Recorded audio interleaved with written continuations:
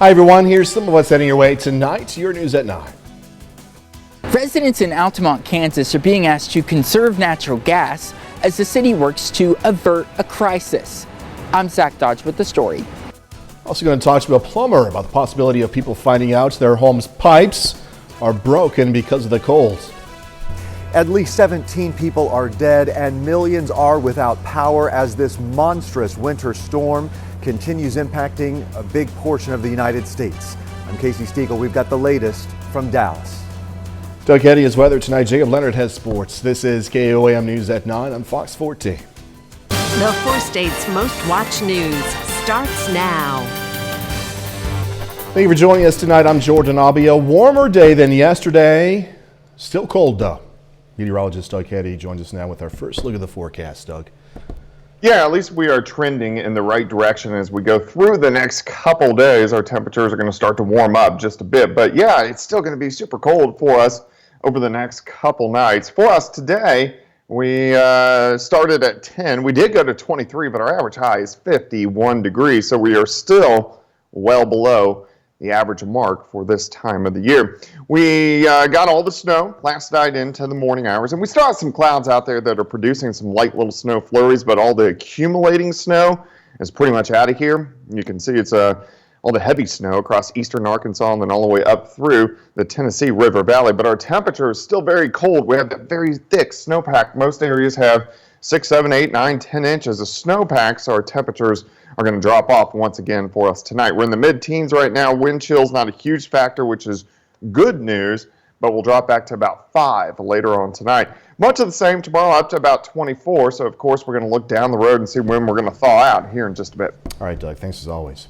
Residents in Altamont, Kansas are being told to prepare for the worst, hope for the best, as natural gas prices hit historic highs. KOAM Zach Dodge has what the city is doing to try to avert a crisis. Officials in Altamont, Kansas say they've been working nonstop trying to keep gas flowing into the city. On Tuesday, their natural gas supply was reduced by 25%. So to maintain our gas flow into the city, we're actually using 25% of our reserve. Originally, the city had shared on Facebook that Southern Star Central Gas Pipeline had initiated the reduction. But Southern Star says that's not the case, and the city has since changed the post. Southern Star holds several transportation and storage contracts with companies like Kansas Municipal Gas Agency, which is the contract holder for the city of Altamont. So the city is asking residents to conserve gas as much as possible, but supply isn't the only issue. The gas prices over the last few days have gone up almost 200 times their normal price. Shield says prices have gone from $3 per unit to more than $200 per unit, meaning it would cost the city $500,000 for a months-long supply. With any small city, I mean, it's going to be a financial strain on us. Shield says they're in communication with Kansas Municipal Gas Agency to figure out a plan for the price, and they're trying to avoid passing that increase down to residents. But they want residents to hope for the best and prepare for the worst in case the natural gas to the city is shut down. We feel very good that we're going to be able to maintain this, but you know, it's a day-by-day situation. In Altamont, Zach Dodge, KOAM News. We did reach out to the Kansas Municipal Gas Agency, but did not hear back from them before airtime. We also spoke with State Representative Ken Collins, who says other cities like Mulberry, also Uniontown, are in a similar situation, unfortunately. Oklahoma Governor Kevin Stitt requested a disaster declaration from the federal government. This to help with the aftermath of the winter storms. If approved, this would allow reimbursement to cities, counties, and tribes for costs of eligible emergency protective measures related to mass care and sheltering operations through FEMA's Public Assistance Program. It would also authorize federal resources to help state and local governments as they continue to respond to weather events.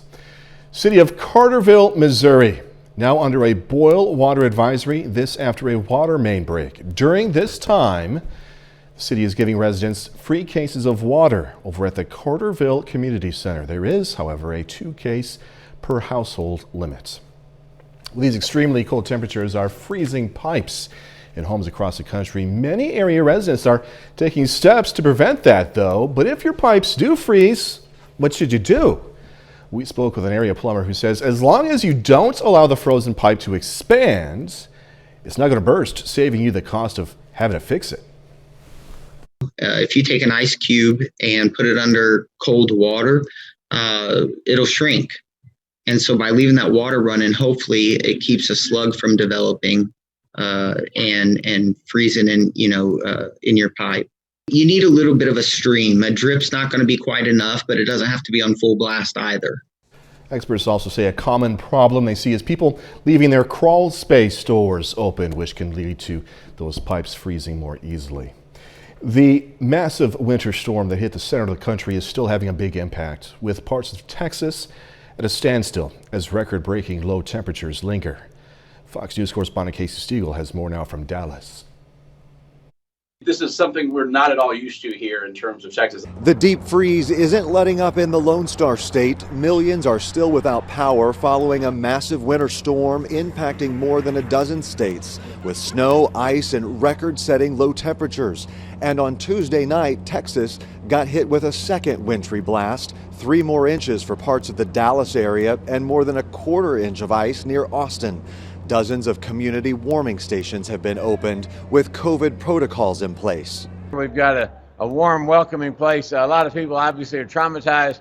Their homes are cold. Making matters worse, officials can't tell customers when the power will be back on. Governor Greg Abbott says a mix of wind, coal, natural gas, and nuclear power plants are offline. At one point, wind production dropped from 42 to 8%. The governor says the state was prepared for the snow, but the bitter cold overwhelmed the electrical grid. This would be like a week long in Alaska at 100 degrees plus without any air conditioning, which they don't have because they don't need. Further north, the Midwest is digging out as well, with up to 2 feet of snow reported in some areas. And in the Pacific Northwest, they're dealing with major ice damage and limited resources after a summer of wildfires. All their money's been used up trying to rebuild from the fire, so they don't have those reserves. Here in Texas, Governor Greg Abbott has ordered an investigation into how these power outages began and whether they could have been avoided. That's the latest from Dallas. Casey Stiegel, Fox News. All right, so let's look at the glass half full here. We had enough snow before today to go sledding, right? But today, with even more snow, there's even more fun for the kids, as we're seeing right there. We caught up with some families at Roanoke Park in Joplin and asked some of the kids how the past few days have been going for them. I've been doing a little online school, and it's nice to take a break and go sledding. It's fun. I'm a kid at heart when it comes to snow, so I'm just out there sledding along with them. You never really outgrow a snow day, I think. It's really fun. I'm not really that type of person to get cold easily. I'm out here in a whole bunch of layers, so it's not really bothering me. Good for you, Jason, sledding with the kiddos. Families we talked to say they were also planning to play it safe and only stay outside for a little while, then, of course, go back inside to get warm. KOAM News at 9 on Fox 14 takes this time now to honor one of our four-state heroes, Jackie Gordley. Served in the U.S. Army from 1963 to 1965. Native of Galena, Kansas, Gordley earned several awards, and we are very proud to thank and salute Specialist Jackie Gordley. He's tonight's four-state hero.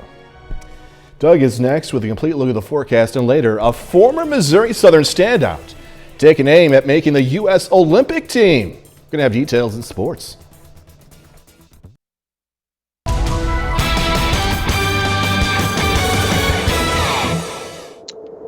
Well, of course, it turned out to be another nasty day across the region. We've dealt with the cold Arctic air and the wintry weather for, a week and a half now. So it's time to get out of the deep freeze. And you can see on our Indigo Sky Casino and Resort our time lapse for you all that heavy snow that rolled through during the early morning hours for us today, lasting into the morning and then just kind of spitting for the rest of the day. But at least we got a little bit of sunshine out there during the afternoon. All right, snow stats from this system. We got 4 inches for the season.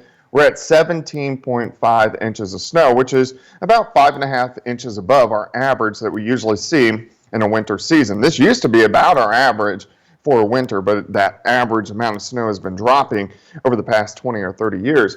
But if we look at both systems combined, so Sunday through today, Oklahoma into southwestern Missouri, especially along the I-44 corridor, about 9 to 12 inches. Everybody else about 6 to 9 inches. The snowpack has shrunk just a bit because we've melted off. We melted about an inch yesterday and about an inch or two of snow during the daytime hours for us today. Even though we couldn't hit freezing, still with the sunshine out there, you can melt off some pretty good snowfall amounts. If we look at this month so far, the first week was pretty good.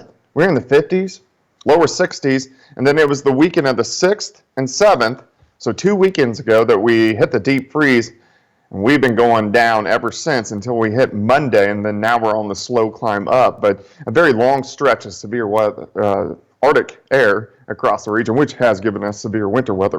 All right, temperatures right now, 14 in Fort Scott, 17 in Welch, 18 in Anderson, Carthage at 14. Thankfully, we don't have very strong wind chills, so our wind chills are close to what our temperatures are, even though the temperatures are going to be dropping during the overnight hours for us tonight. But the band of snow that rolled through last night, it really picked up at about 9, 10 o'clock, and we had those heavy amounts of snow, especially after midnight into the early morning hours. And then now we just have some clouds and still a few flurries spitting out there, but I think that is really just about it, as the main brunt of this system is now pushing off to our south and to our east, and we're going to be able to say goodbye to this system. And actually, the Arctic air is going to retreat right behind it. So as we head into the weekend, it looks pretty good. Our next storm system rolls in on Sunday. That will give us some rain chances, maybe mixed in with a little bit of snow, but at least we're going to get out of the Arctic air, which is great news.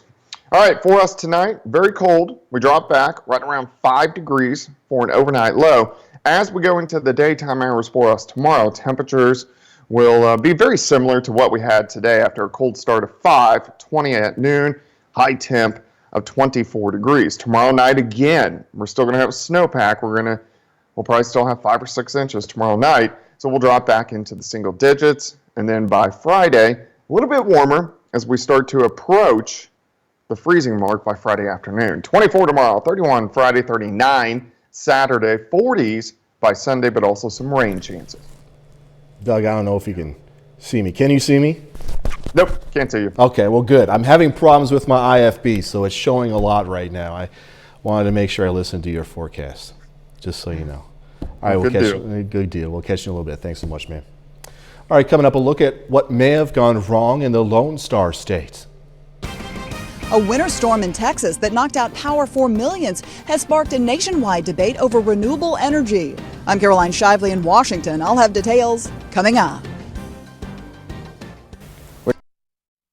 Air travel has reached a 35-year low amid the ongoing pandemic. According to the Transportation Department, passenger traffic was down almost 60% in 2020 from a year earlier.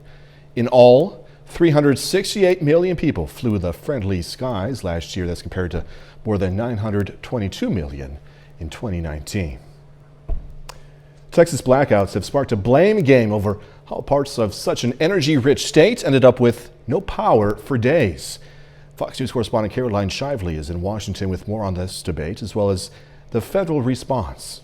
Freezing temperatures in Texas have pipes bursting and politicians finger-pointing over the storm that knocked out power for as many as 4 million customers in the state, many still facing freezing temperatures. Our wind and our solar got shut down. It just shows that fossil fuel is necessary for the state of Texas. Democrats point out that there were multiple failures with the Texas energy system, from wind turbines to coal to natural gas. Officials at the Electric Reliability Council of Texas, which operates the state's power grid, have gone so far as to say that failures in wind and solar were the least significant factors in the blackouts. The governor of Texas took the blame game a step further, attacking a proposed federal Green New Deal that would focus on renewable energy. And this shows how the Green New Deal would be a deadly deal for the United States of America.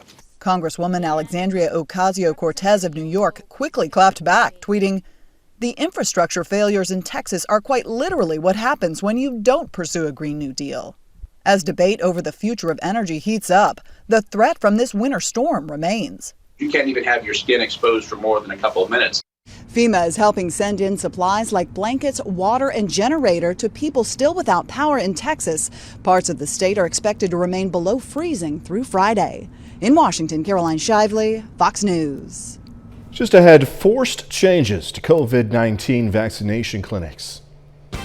New coronavirus infections are declining while severe winter weather is hampering the vaccine rollout. I'm Jonathan Seri in Atlanta. I'll have details coming up.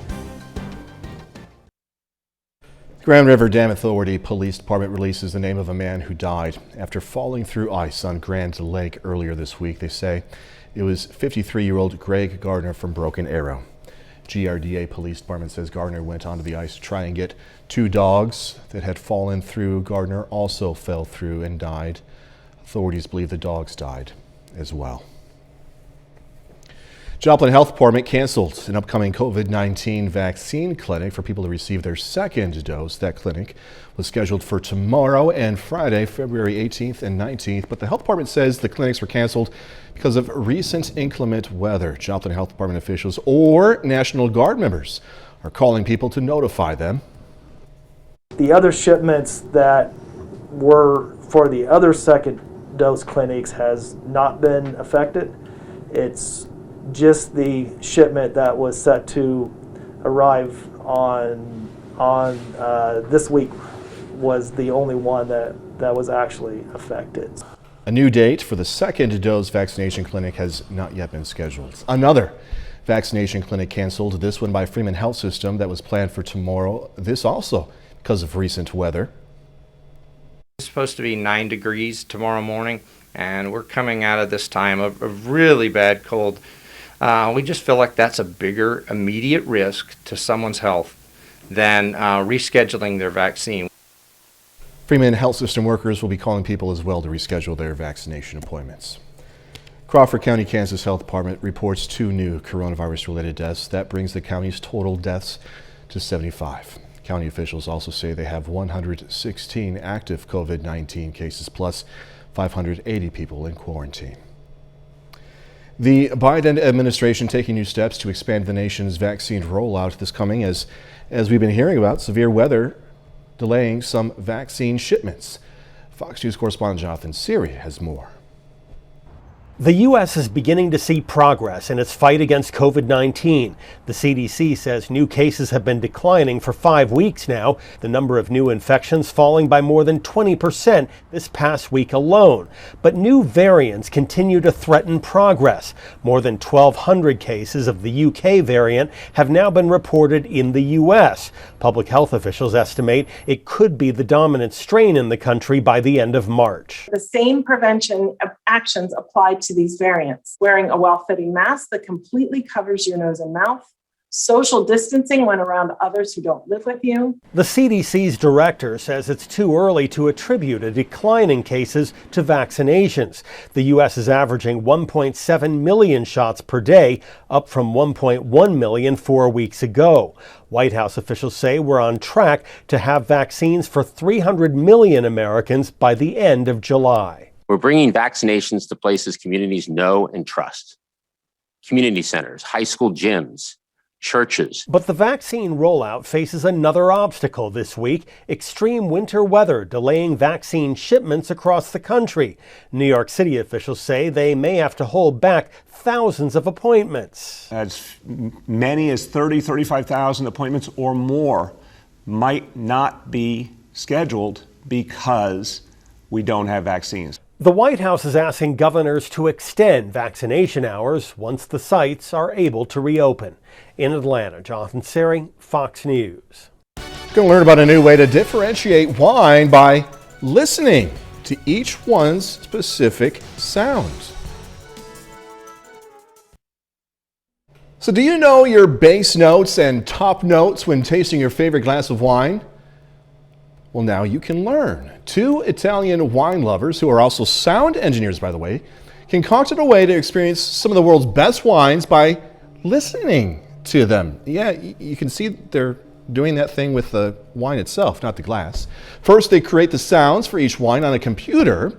Then a probe is inserted in the wine and different sounds are emitted. These guys say it's a new way to taste wine. And just in case if you're wondering, yes, they do wine a lot. I heard you laughing. Jen, Mrs. Director, there's your dad joke of the night. All right, 30 more minutes, news, weather, and sports coming away, including this. A look back on the life of talk show host Rush Limbaugh. Bland Furniture. Talk radio host Rush Limbaugh has passed away. The conservative media icon lost his long battle with lung cancer today. Fox News chief breaking news correspondent Trace Gallagher reports now on the life of this commentator. I think people listen to the radio for three reasons: to be entertained, to be entertained, and to be entertained. And avid listeners were wildly entertained when they tuned in to Rush Limbaugh, arguably the most influential talk show host in the history of radio. You're next on the Rush Limbaugh program. His daily program, heard by an estimated 20 million listeners each day and broadcast on more than 650 affiliates, made him one of the most well-known voices for grassroots conservatives and a target of criticism by the left. But long before he was a household name, Limbaugh, calling himself Rusty Sharp, played records on local radio in Missouri. I was 16. That's when I started being a DJ. Limbaugh, a college dropout, moved to larger markets but struggled to find acceptance for his on-air political commentary. That all changed in 1987 when the FCC repealed a law requiring equal airtime for opposing political views. That allowed stations to legally air Limbaugh's perspective without offering another opinion. Limbaugh was soon broadcasting nationwide. Rush Limbaugh with talent on loan from God. Limbaugh's syndicated radio show became one of the most highly rated programs in the country. Those sharing Limbaugh's conservative views were affectionately called ditto heads. He would soon go from being an everyday entertainer to a formidable force in American politics. I'm dangerous because I am right, as in correct, and I'm having a good time being right. His huge success on radio led to a TV show and 7 books, his first titled The Way Things Ought to Be. In 1995, he made the cover of Time magazine. Then in 2001, Limbaugh shocked listeners, telling them he was almost deaf. If I take the right side hearing aid out, I do not hear a single thing. A cochlear implant helped to restore his hearing. 2 years later, another unexpected announcement. You know that I have always tried to be honest with you. Limbaugh admitted he was addicted to painkillers, which he was taking for back pain. Immediately following this broadcast, I will check myself into a treatment center for the next 30 days. In 2009, Limbaugh also attracted attention not for what he said, but because of the way he looked, losing 90 pounds in less than 6 months. Then in February 2020, Limbaugh revealed that he was fighting advanced lung cancer. I thought about trying to do this without anybody knowing, because I don't like making things about me. But there are going to be days that I'm not going to be able to be here. Limbaugh had publicly said he started smoking cigarettes as a teenager, but said he quit by the early 80s. Still, he was often photographed smoking a cigar and even questioned the link between smoking and cancer. They say our government, one puff from one cigarette can kill you. If this is true, they should make a scary movie out of this. Limbaugh never had children, but was married 4 times. Perhaps his greatest lifelong love was radio. A longtime personal friend of President Trump's, there was this State of the Union first. I am proud to announce tonight that you will be receiving our country's highest civilian honor, the Presidential Medal of Freedom.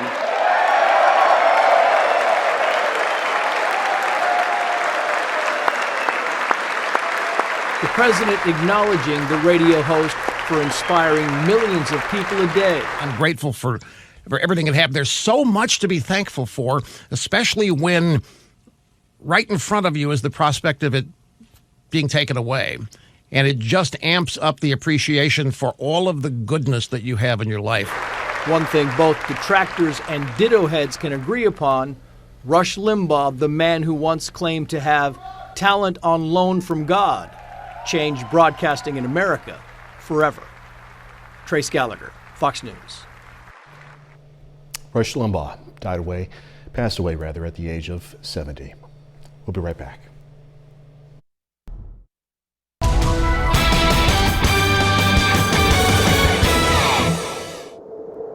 Well, of course, a nasty day for us today as we started out with yet another round of wintry weather across the region. Bands of snow last night into the early morning hours, and then a little bit of sunshine this afternoon, and then just kind of spitting little light flurries out there throughout the evening hours. Great time lapse, though. Indigo Sky Casino and Resort, of course, just outside of Seneca, Missouri. All right, snowfall today, 4 inches. Out of this last system. Some areas were 3, some areas were 5, but in Joplin, 4 inches. For the season, 17.5, and we've had 3/4 of an inch of ice. We've had a decent amount of ice earlier in the winter. Average snowfall is 12 inches. Last year, we were at 9.5.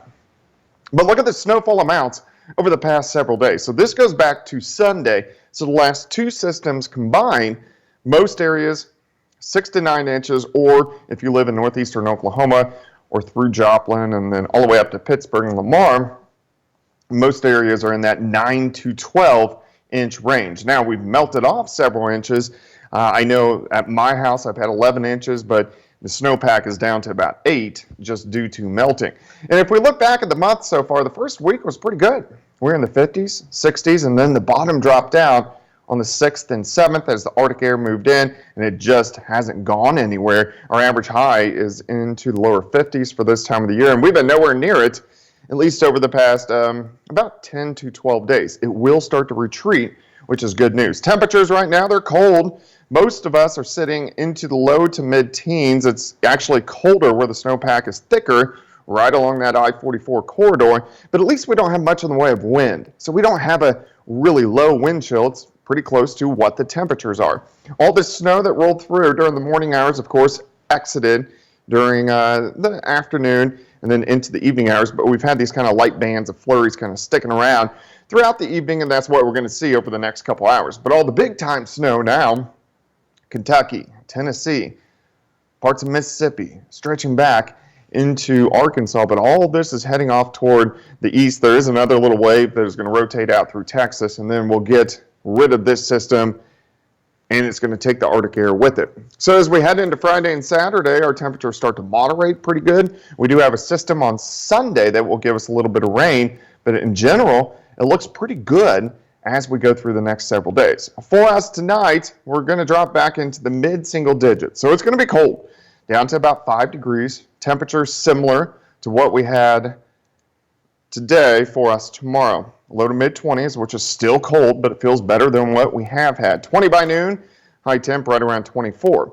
Tomorrow night again, back into the single digits, but then we warm up near freezing by the time we head into Friday, also into the weekend. 24 tomorrow, 31 on Friday, 39 Saturday, 40s return Sunday with some rain chances. Doug, never again am I calling that groundhog a liar. Ever again. He was spot on. Yeah. All right, man. Thanks so much. All right, coming up in sports, the former Missouri Southern pole vault national champion prepares for her first nationally televised competition. Plus, Pittsburgh State men aim to sweep the season series from Missouri Southern for the first time since 2007. Jacob Leonard is up next with details.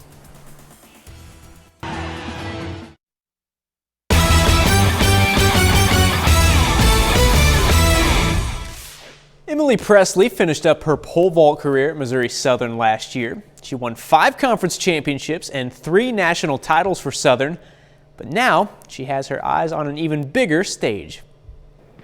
Emily Presley is chasing her goal of making the U.S. Olympic team. It's something that I've wanted to do all my life. I have no doubt that she'll achieve what her goals are. You just kind of got to focus on yourself and focus on your abilities and just keep striving every day for that. Presley was a 3-time pole vault national champion for Missouri Southern.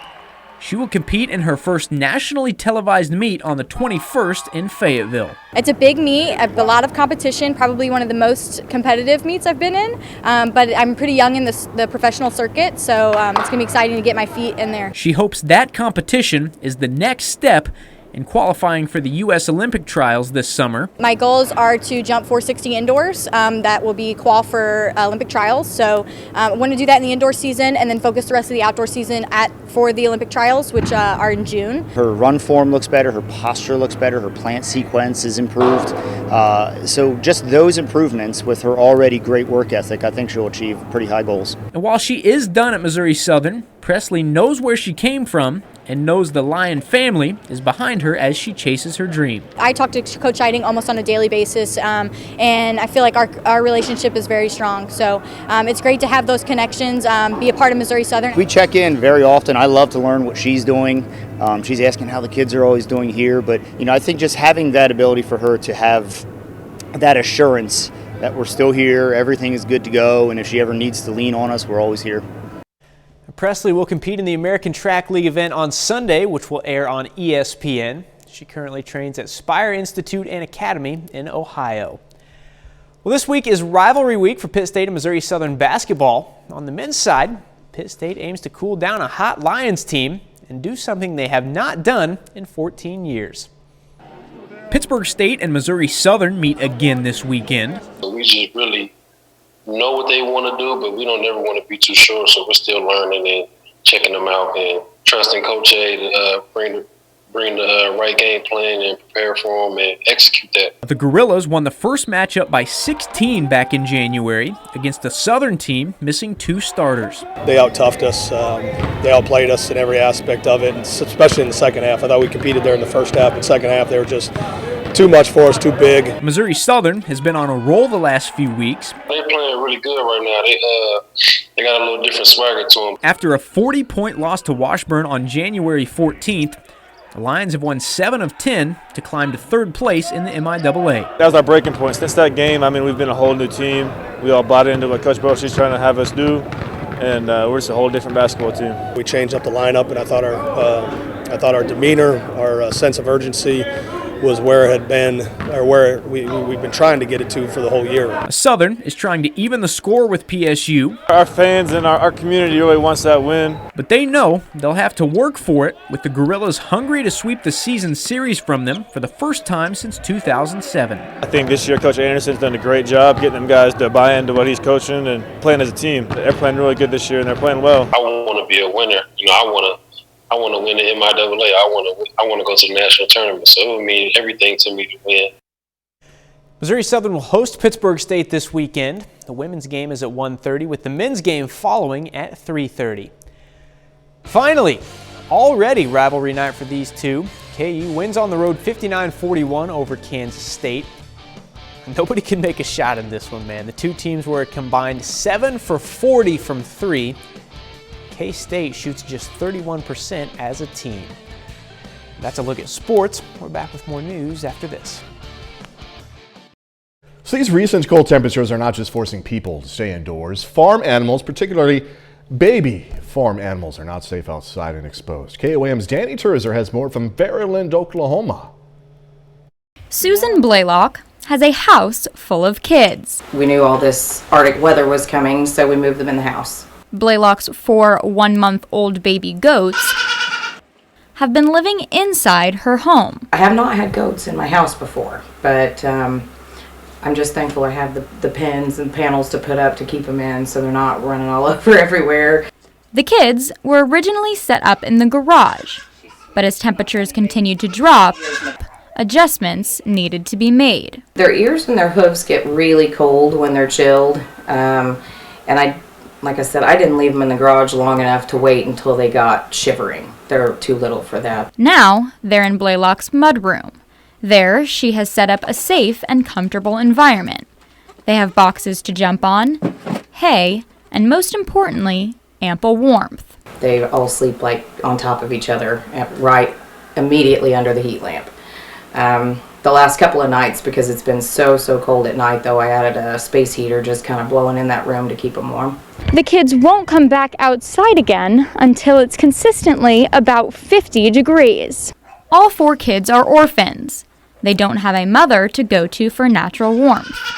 There's a set of triplets, and they lost their mom when they were born, and then there's a single goat in there. Although never inside her home, Blaylock has previously experienced caring for kids. It's kind of just like taking care of a baby, but easier.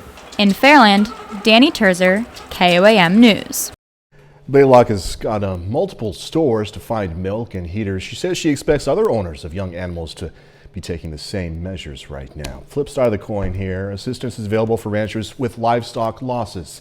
Because of the cold, ranchers must submit documentation to the USDA within 30 days of when the loss is first apparent. That documentation should include proof of death, like pictures with dates, proof of beginning inventory, proof of natural and normal mortality rates, and a copy of the rancher's growers' contracts.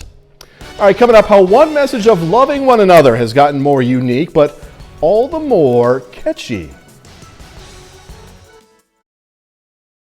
Former financial advisor turned artist from Los Angeles has inspired people throughout the world to love one another through his work, especially during this coronavirus pandemic. Fox's Asher Dvorkin has this story. What an incredible journey it's been. From murals, clothing, a book, and speaking engagements, urban artist and muralist Ruben Rojas has been inspiring many to live through love, using art to spread his message. It's not like foo-foo love. It's actually taking an action, taking a hard stance, and it's a way of living your life. Rojas' mission statement became much bigger during the coronavirus pandemic. He created 2 murals in Los Angeles, "You Can't Quarantine Love" and "Love is Standing 6 Feet Apart," that resonated with many across the world and became social media hits. The "You Can't Quarantine Love" mural that kind of went around the world. A cool story was someone from Johannesburg messaged me and said, "Hello from Johannesburg." And they found the mural via someone in Italy. And the person in Italy found it via someone in the Midwest, US. And then from all that, someone in Santa Monica that lives in Santa Monica next to the mural found it through that chain of events. He also created a "You Can't Quarantine Love" t-shirt with 100% of the proceeds being donated to the United Way LA Pandemic Relief Fund, launched a clothing line, and recently released a collection of his poetry in a new book called Live Through Love. The former financial advisor says trading in his business suit for a paintbrush back in 2013 was the best decision he made. I had a calling where I needed to figure out this purpose, and it happens to be using art as my medium to communicate this.